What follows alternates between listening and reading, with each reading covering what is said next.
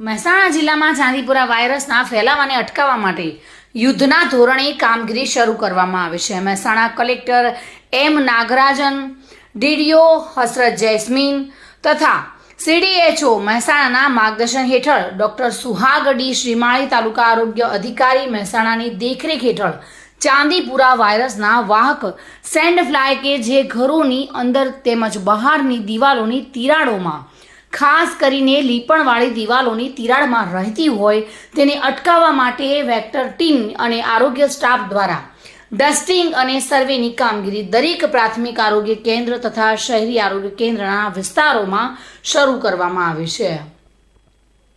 જે અંતર્ગત urban health centre લાખવડી, ભાગોળ, માનવ આશ્રમ, Nagalpur, Modhera road, Radhanpur road તેમજ પ્રાથમિક આરોગ્ય કેન્દ્ર છઠિયારવાડ ના પાંચોટ SG હાઈવે અને પ્રાથમિક આરોગ્ય કેન્દ્ર નુગરના દેદિયાસણ ઓજ વિસ્તારમાં સદર કામગીરી યુદ્ધના ધોરણે શરૂ કરાઈ છે. જે કામગીરી મંગળવારે સાંજ સુધી ચાલુ રહેશે.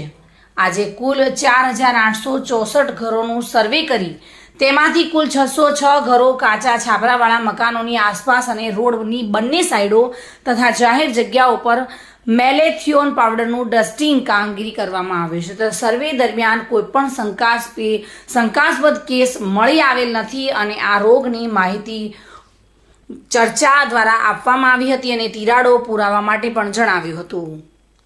ભાવિન ભાવસાર સાથે bureau report, today Gujarati news.